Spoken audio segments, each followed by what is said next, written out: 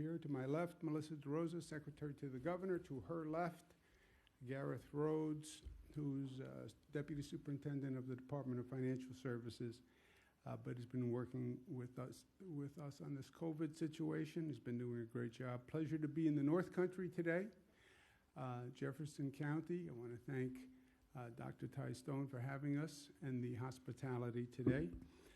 I wear a mask. Apparently it doesn't say anything. You don't see any words on it. But when someone wears a mask, it says to other people, I respect you. I respect your family. I respect the work of our frontline heroes, the nurses, the doctors, etc. And I wear this mask to protect you and your family because I respect you. It's a sign of respect. And all New Yorkers, I believe, should do it. Let's talk about the facts today and the situation we're looking at today. Number of hospitalizations are down again, so that is good news. The rolling total of the number of hospitalizations has been down, and that's good news. Number of intubations is down, and that's good news. And new cases per day, which is something we watch very carefully, a little bit up, but overall down. I refer to that as the mountain. You see the outline of the mountain. Adirondacks, we know about mountains. You see how fast we went up and how much slower the decline was. And that's important. That's what the national experts are talking about when they say you could have an outbreak that you couldn't recover from. The increase, the incline is very fast. The virus travels very quickly. And then the getting control of the outbreak is much slower and much harder. And that was the experience we had here in New York. You see how fast it went up and how many days of super effort by New Yorkers it took to get that spread under control and to reduce the rate of new cases. The number of lives lost, still painfully and tragically high. These are not numbers, these are families. These are lost individuals, their fathers and mothers and brothers and sisters, and 166 families are in pain today, and they are in our thoughts and prayers. When you look at where we are today, we're just about where we were when we started this terrible situation. So we have hopefully come through the worst. We paid a heck of a price for it, but we've come through the worst. One of the things we've been very diligent in doing is taking care of our essential workers. We owe them. You know, there's still a right thing in life and a wrong thing. There's still obligation and gratitude, and the essential workers we owe. We closed down everything. We communicated how important it was to do that, how deadly this virus was, and then we told the essential workers, but you have to show up tomorrow, even though this is a deadly virus. We need you to show up. Nurses, doctors, transit workers, police officers. We need you to go to work while everybody else can stay home and try to be safe. They made a tremendous sacrifice, and I asked them to do it myself day after day. And I told them we would do everything we needed to do to protect them. We've been doing testing of the essential workers to see if we have a problem anywhere. And good news has been the frontline workers are testing at lower rates than the general population. So downstate New York, the transit workers tested about 14% of the overall number tested positive. That's compared to New York City, where about 19.9% of the general population. The healthcare workers, 12%. Think about that. Nurses, doctors in emergency rooms, 12%. You know what that means? That means PPE works, masks work, gloves work, hand sanitizing works. How do healthcare workers have a lower percentage of infection than the general population? Because people don't wear these at home. And they don't take the same precautions, but this works. NYPD, 10%, fire department, 17%. We then sampled the New York State Police, who've been doing extraordinary work. We sampled 2,700, which is a large sample. Of the state police, only 3% tested positive. And that's general population, upstate New York, of about 12%. So that's also very good news.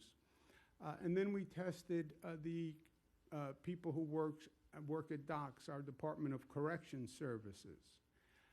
Prisons, we've also been very careful because prisons, you have a congregate population. Wherever you have those gatherings, that's where we see that virus spread. So we did a test of those people who work at the Department of Corrections, primarily corrections officials.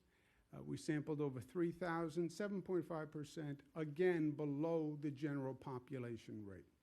So that should give us all some peace of mind that the essential workers were out there, they are doing fantastic work for us, and we've made sure that they were protected in doing the work that they're doing. All of the frontline workers, public service frontline workers, tested below the general population. So we should feel good about that.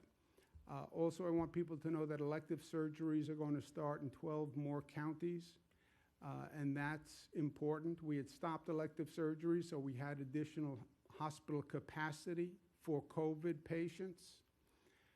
But as the number of COVID cases has come down, we can restart elective surgeries. Also ambulatory services. So that is good news. A lot of attention on reopening now, and we're doing something in this state that no other state is doing. We are doing the most transparent discussion and reopening operation of any state. Why? Because it only works if people understand it and if people are part of it, right? This is not a government exercise that we're doing here. This is a social exercise. The 19 million people of New York State are doing this. And the best I can do is give them the information, and I believe in them, and I believe in the people, and I believe when they have the right information and they trust the information and they know the information is actually factual as opposed to some type of political jargon, they will do the right thing.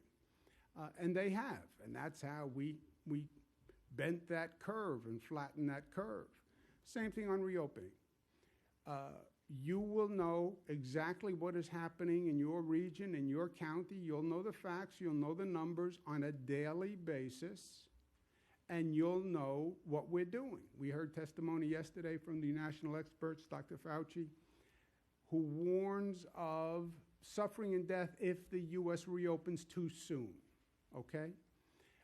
If you reopen the economy too soon, people are not taking the precautions, you have gatherings, the virus will transfer, and you'll see a spike in hospitalizations, and you'll see a spike in deaths. Okay, what's the key in that expression? The key is too soon. If you open too soon, all right, what does that mean, too soon? Too soon means you're increasing activity at a rate that the hospital system cannot handle, and people are not taking the right precautions. That's what too soon means. Okay, well then how do we calibrate too soon? You can measure exactly what you are doing. The red valve is the reopening valve. You start the reopening valve. Activity increases. You're doing diagnostic testing. Are you positive or you're negative? And you watch that rate. You're doing antibody testing, which tells you how many people were infected, and you watch that rate. You know on a day-to-day basis now how many people are walking into the hospital with COVID. We have those numbers, never had them before. We have them now. You watch that rate every day. And if you watch those rates, you know how fast the virus is spreading, what they call the rate of transmission, the RT. So too soon, watch the numbers, watch the measures. There is a science to this. And that has to be watched in every county, in every region, and it has to be monitored. And you see those numbers starting to move, you will know if you're reopening too soon and if people aren't taking the right precautions and if you see that virus spreading. So give the information to the people. That's what I'm trying to do. That's what I've been trying to do from day one, because government can't do any of this. This is a function of the actions of every individual and every family. We'll have a regional control group for the North Country, for every region in the state. Watch those numbers every day. Make sure those businesses are complying. Make sure people are complying. And watch it day to day, and you'll know if the activity is increasing to a level that is increasing the rate of transmission, and act accordingly. And that has to be done on a region-by-region basis. Now, also with this virus, we must stay alert because we're still learning. And what we thought we knew doesn't always turn out to be true, okay? This virus has been ahead of us every step of the way in this country. When we first started with this virus, we were told it was coming from China, right? Wuhan province, it came from China, and it's going to come from China now to the United States. Turns out it didn't come from China to the United States. It did in some parts of the country, but the East Coast, it turns out it came from Europe. I talked to everyone all day long. In the beginning of this, nobody ever said it's coming from Europe. And we had 2 million Europeans come to New York, New Jersey, the big airports, international airport, JFK, and no one knew it was coming from Europe because it had gone from China to Europe, and then it gets here from Europe. No one knew. When this started, once you have the virus, you have antibodies, and then you're immune from further infection. That was stated as a fact. Now it turns out maybe you're not immune, even if you had it. Maybe you have some immunity, but not total immunity, we're not sure. Okay. Then we were told children are not affected by COVID virus. Great. Sigh of relief. Less than 1% of New Yorkers who are hospitalized under 20 years old. Now we're finding out that may not be 100% accurate either, because now we're seeing cases that the Department of Health is investigating, and New York is in many ways the tip of the arrow here, looking at 102 cases where children who may have been infected with the COVID virus show symptoms of an inflammatory disease like the Kawasaki disease or toxic shock-like syndrome. We have lost 3 children in New York because of this. 5-year-old boy, 7-year-old boy, and an 18-year-old girl. And these cases are all across the state, predominantly where the population is. 60% of these children tested positive for the COVID virus. 40% tested positive for the antibodies of the COVID virus, okay? That means children either currently had the virus or could have had it several weeks ago and now have the antibodies saying that they had the virus and they recovered from the virus. 70% of the cases went into ICU, which means they're serious. When you go into intensive care, it means it's serious. 19% resulted in intubation, which means they're very serious. 43% of the cases are still hospitalized. On the age, when they say children, it's across the board. It can be under 1 year old. It can be up to 20, 21-year-old. Majority between 5 years old and 14 years old.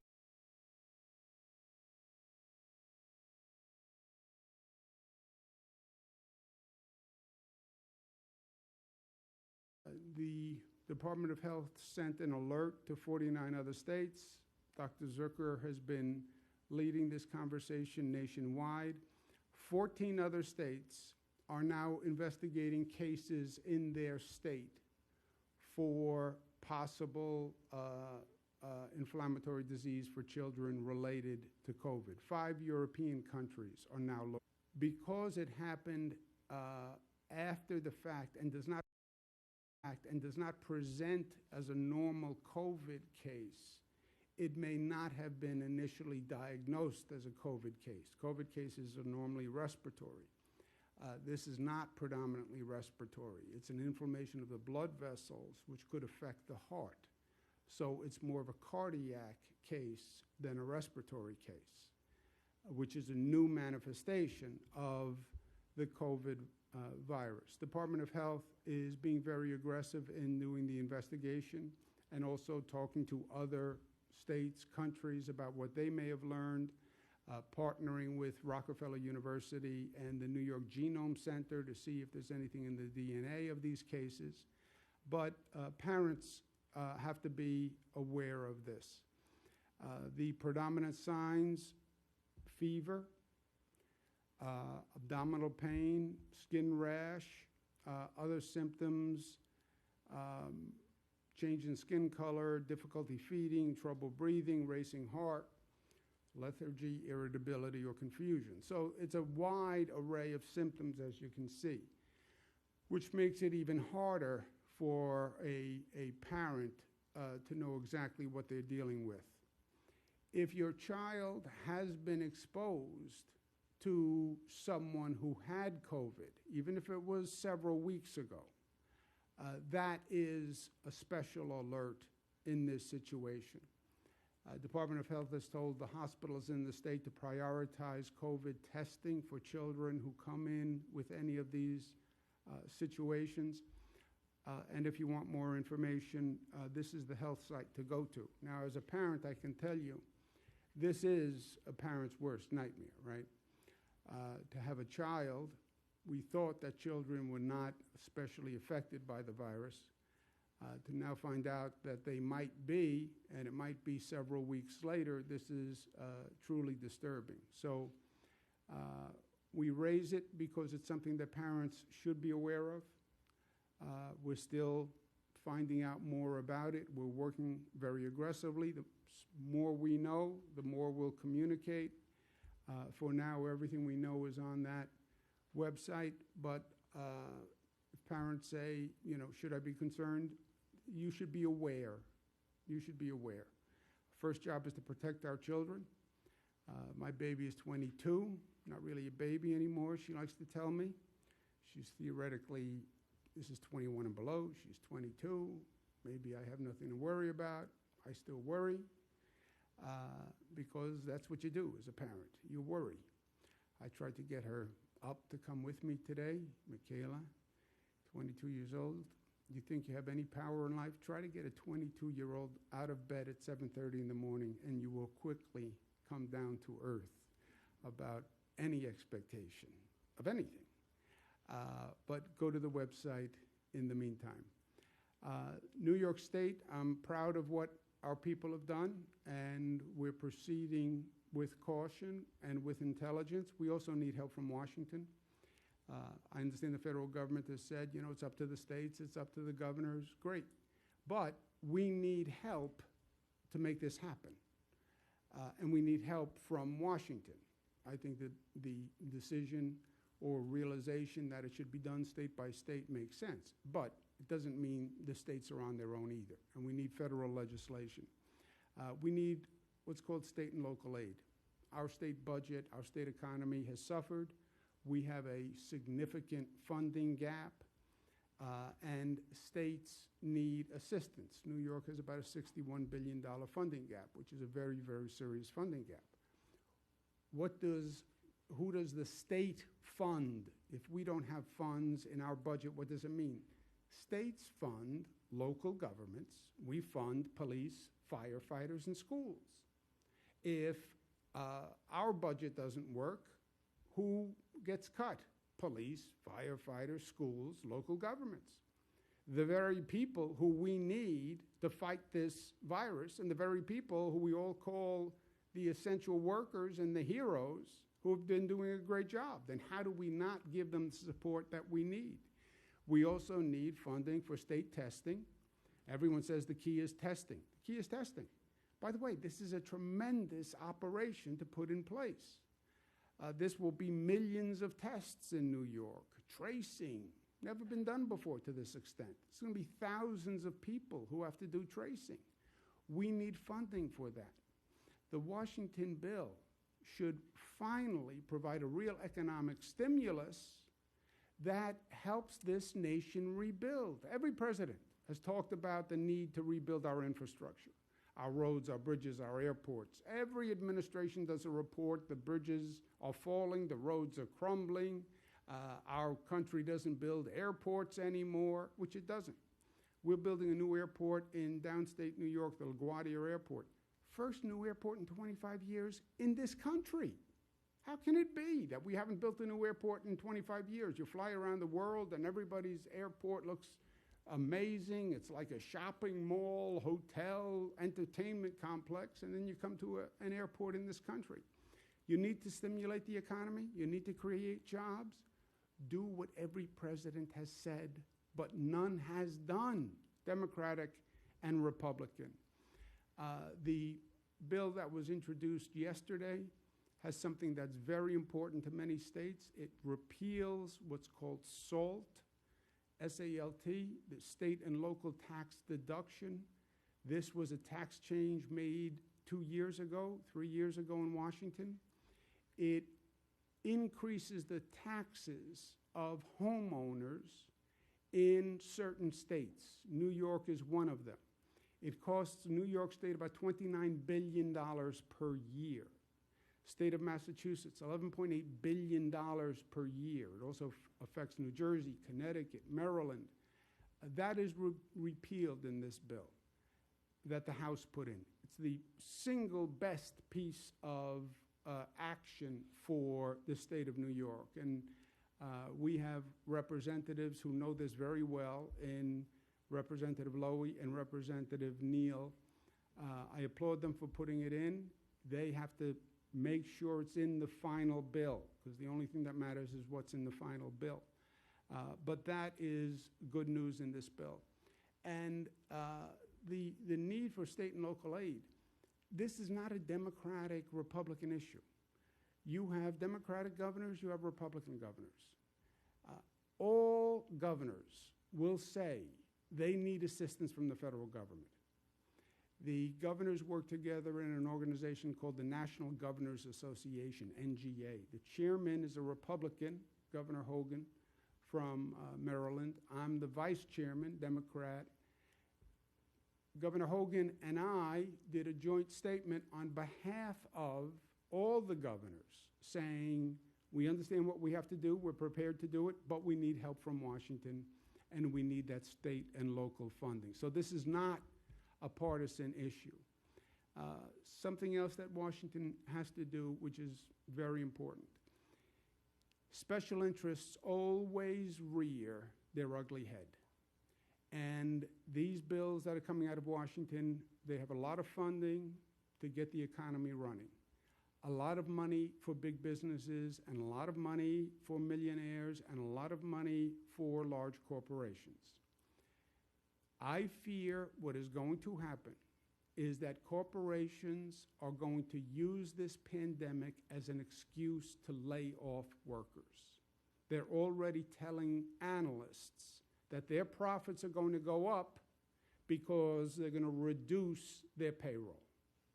So you'll have Americans who are now out of work, who think they're going to get their job back, But the corporation is going to announce, by the way, we don't need all those employees back. We're going to reduce our number of employees. And you'll see layoffs for Americans. We went through this before. 2008, we had the mortgage fraud economic catastrophe, right? And we bailed out the banks. I was Attorney General at the time. So many banks took the bailout from taxpayers and then gave themselves bonuses or gave their employees bonuses with taxpayer dollars. And as Attorney General, I had to bring actions against these corporations to get the money back. How absurd.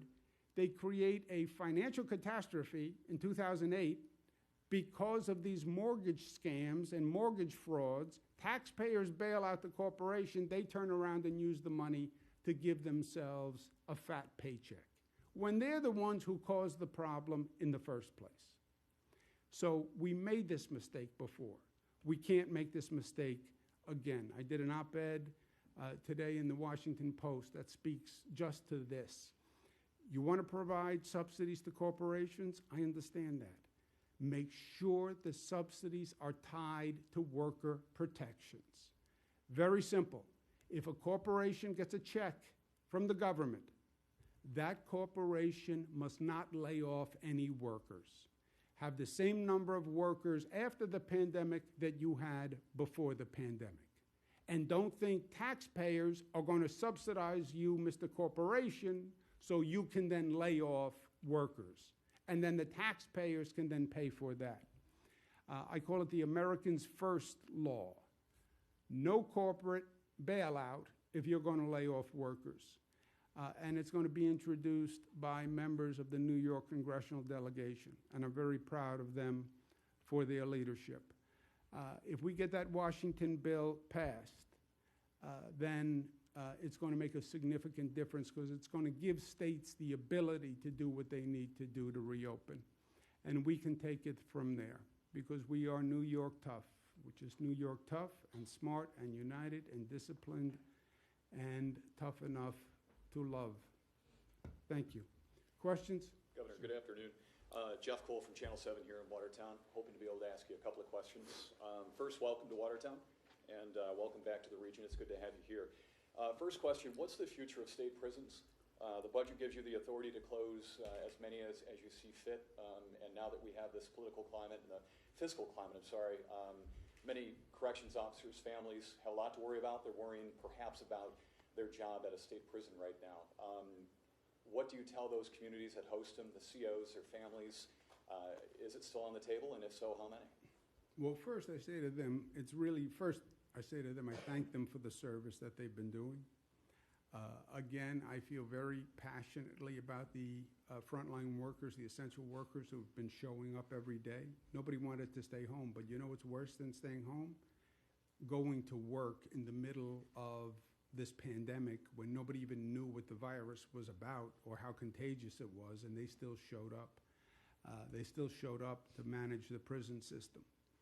I'm glad the results we've seen show that we did what we had to do to protect them, and they protected themselves. But that's good news. As far as the state budget is purely going to be a function of what we get from Washington. We have a $61 billion deficit. There is no way I can make up that deficit. I am very good at controlling costs. You look at how our state budget has gone up year to year. It's gone up at a lower rate than any past governor. So I'm proud of that. But I can't make up $61 billion. And it's going to be purely a function of what happens in Washington. If they act responsibly and they give state governments the assistance they need, just to balance the books, we just want to balance the books, then we'll proceed with the budget plan that we had.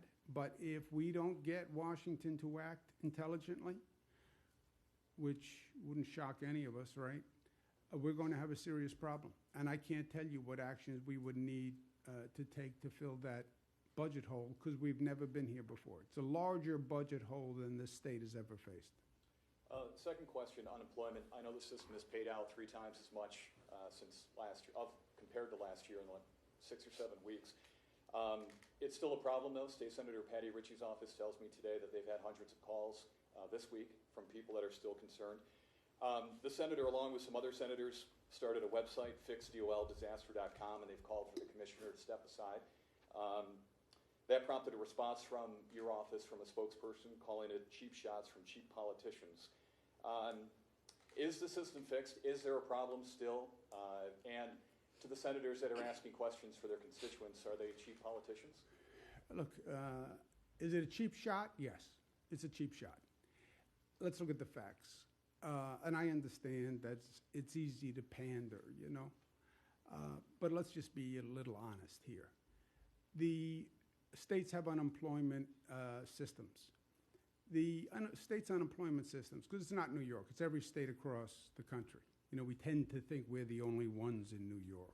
I talk to all the governors periodically. Every state is having a terrible time with this. Normally, a state unemployment website would handle several thousand calls, okay? We're now handling in the millions. We have 3,000 people working on the phones and the website. Just think about that, 3,000 people trying to keep up with the increase in the volume. Washington passed a law just several weeks ago implementing new unemployment benefits. The states, they then hand it to the states. The states then have to figure out how to administer this law. And the federal law doesn't say anyone who calls gets money. Federal law says when the person calls, they have to certify the following 57 things before you can give them a check. All this information that you have to get, all this information that you have to certify, that's all in the federal law. The states then have to handle literally millions of claims and meet all those certifications. It crashes the website. It crashes the new website. We literally have the people from Google who come in to redesign a website to handle this volume. Every state is going through this. Our response rate is much, much better than any other state. But if you haven't gotten your check, none of that matters.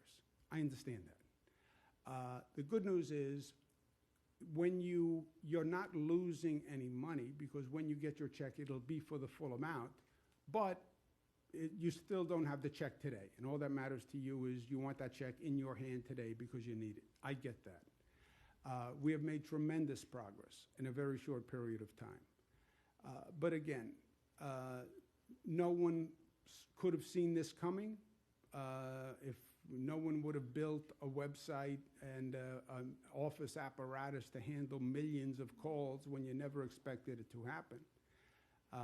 But we have reduced dramatically the wait time and the response time.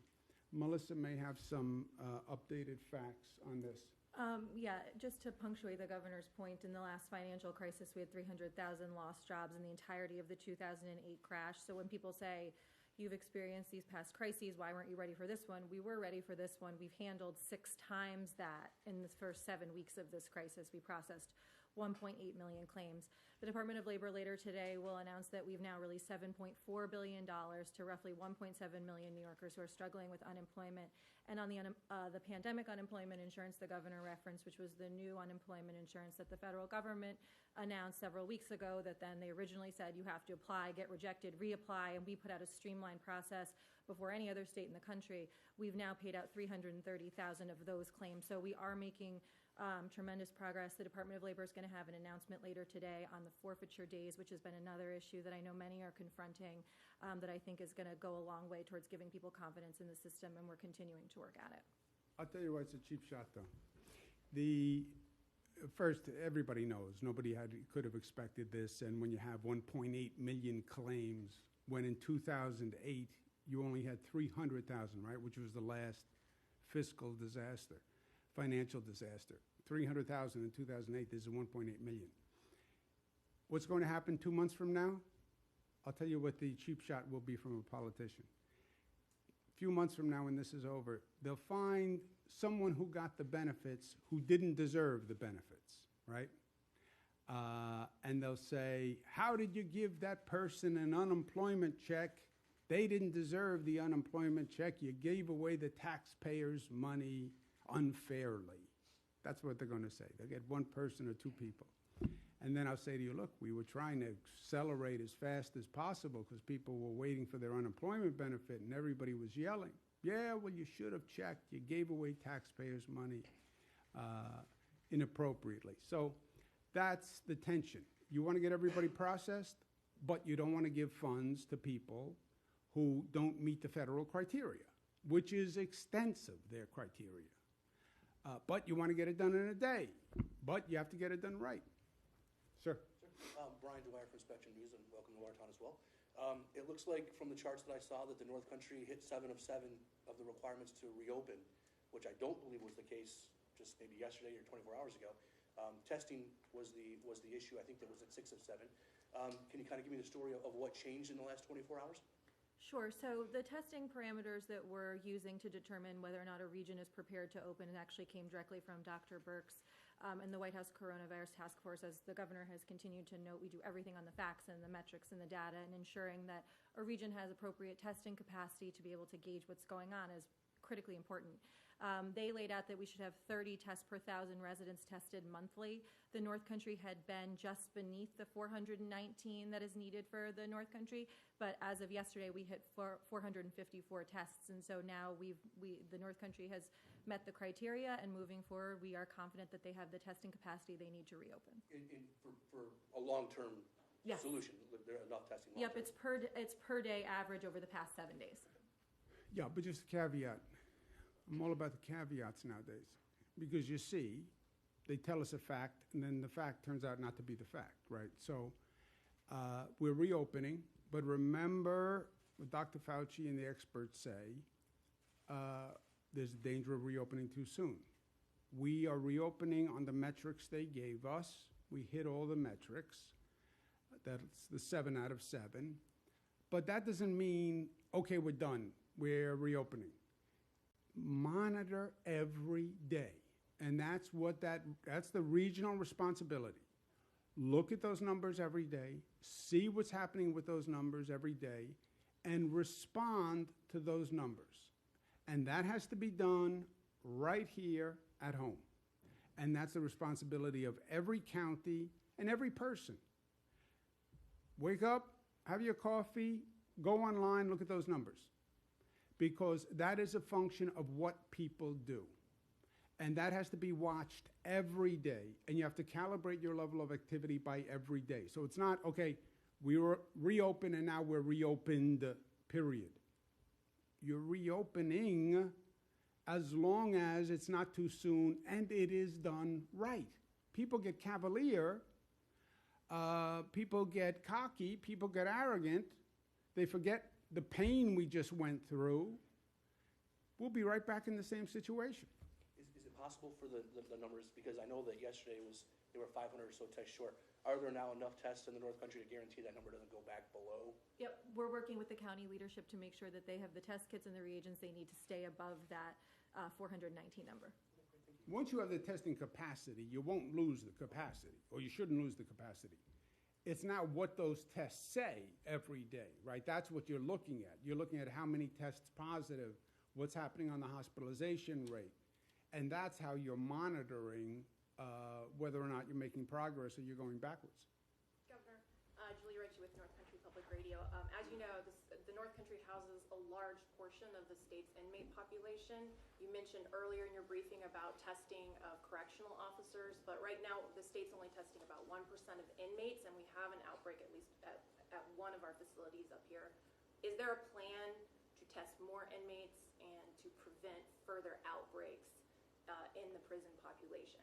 Yeah, and just let's put the context. We are ramping up testing all across the board, right? That's what everyone says, ramp up testing, ramp up testing. I'm asking for additional funding to ramp up testing. North Country just came up to the standard of testing they need. And test special vulnerable populations, nursing homes, COVID, children presenting inflammatory syndromes, essential workers, and the prison population is in that category. You need more tests all across the board, right? We're testing nursing home employees twice a week. We're trying to increase testing for nursing home patients. So you need more testing across the board. As we get more testing capacity, then we can do it in all the vulnerable populations, including prison population.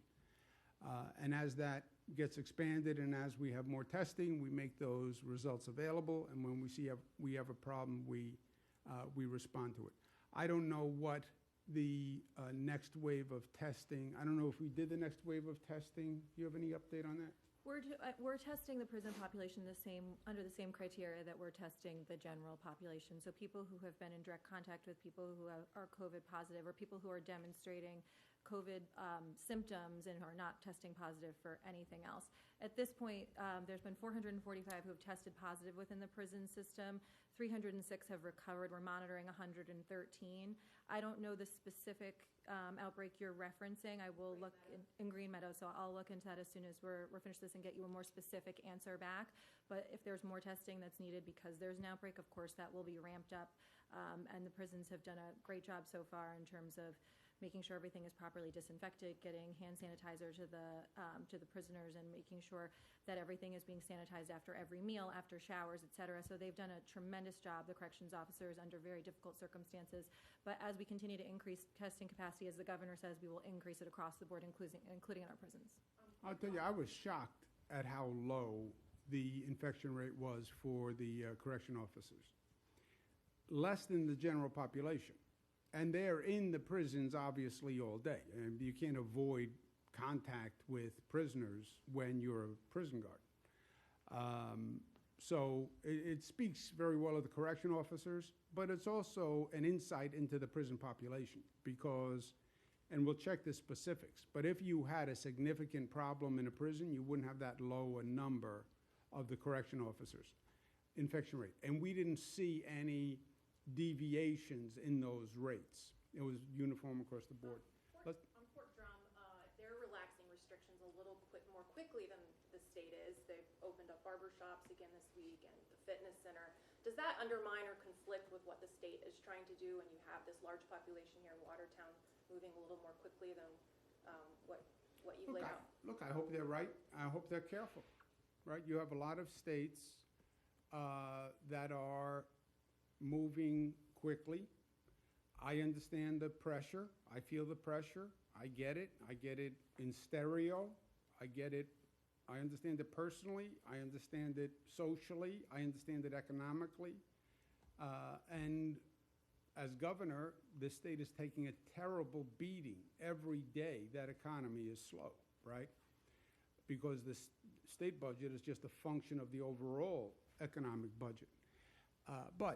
And I don't know what Fort Drum is doing in particular, but look, the CDC came up with guidelines that said, the federal government said, and this is a federal government that's very aggressive about getting the economy going.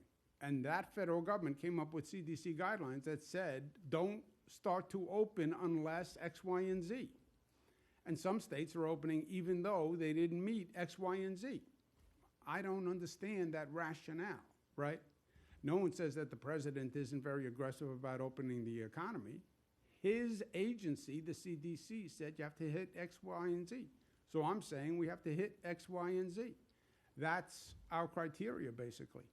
So I can't speak to anyone else. And again, I don't know what Fort Drum is doing or not doing. Last question. Hi, I'm Rachel Burt from the Watertown Daily You have Times. a very attractive mask. I have Thank this you. very boring, bland mask. Yeah, this used to be a dress, and now it's a mask. That is a nice one. So California announced that the state colleges will not be opening for the fall, and they will be all online at least until January. So given that New York has a similar structure, do you see us following suit with SUNY schools, and when do you think that decision will be made? I don't know. I don't know. I understand what California did. You know, this situation changes my perspective is the situation changes so fast, and the facts change, and assumptions change, and everything changes. Where are we going to be in September? I don't know. I don't know where we're going to be in August. I'm trying to figure out June. I understand schools need a lead time and they need to plan. We've told our schools, plan on how you will reopen for the new normal. Because think about how dramatic it is in a school, right? You have 300 kids in a classroom, in a college lecture hall. Okay. Now you can't have 300 kids in a lecture hall. Well, how many kids can I have? Well, I have 6 feet social distance. That means you can only have 72. All right, how do you run courses now with not having a gathering of students? How do you have a cafeteria without a gathering of students? So we told them to plan for a new normal, but I want to see what happens between now and then, get some more data, get some more information, respectful of the time the schools need to actually plan. But I'm not ready to say what we should be doing in September on schools. Okay? Okay, really the last. Really quick. Only because you have another very interesting mask. Thank you, I made it. Did you make it? Yeah. So starting with the requirement for nursing homes to be testing employees 2 times a week, some local officials here expressed concern about not being able to have enough tests to be able to do that. Does the state plan to supply the test, or what do you do to help in that situation? Yes. Look, nursing homes are the most vulnerable people in the most vulnerable place. I know they're not happy about testing. Some people are not happy. Well, some people are never happy, so put them aside. Many of them in my own family. The next group, I know many people are not happy that we said nursing home staff has to be tested twice a week. This is the most vulnerable population. And if you only test once a week, let's say the test is on Monday, that means somebody could get infected Tuesday and go to work Tuesday, Wednesday, Thursday, Friday, Saturday, Sunday, and infect people. So twice a week is not that dramatic. We will help them with the number of tests. The test will be no cost to the employees. And yes, it's a inconvenience. It's a pain in the neck, but we'll help them get the tests. And it is an extra activity. But I think, look, we have to be able to say, we did everything we can, right? We have to look at that death number every day. 166 people died. The only way you put your head on the pillow at night is you say, I did everything I could. They had a hospital bed. They had the best nurses. They had the best doctors. They had ventilators. They had the best treatment. We did everything we could do. Up until today, as I am before you, I can look you in the eyes and say, we did everything that we could. As a society, you can't save everyone. You're going to lose people. That's life. That's somebody else is in charge of that. Much higher pay grade. But we did everything we could. I want to make sure the same is true until this is over. We did everything we could. And testing staff twice a week, yes, it's onerous, and I understand it's a pain, but we have to do everything we could do, and testing twice a week, I know we can do, and I will help them get the tests if they can't get them. Thank you very much for having us.